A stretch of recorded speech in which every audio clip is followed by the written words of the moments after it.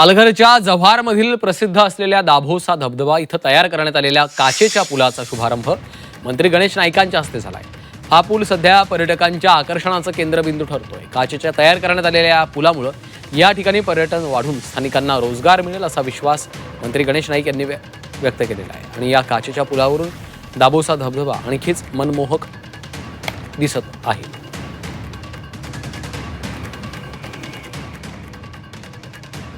तर प्रति पर्यटकामागे या पुलावर जाण्यासाठी 50 रुपये इतका नाममात्र दर हा निश्चित करण्यात आलेला आहे।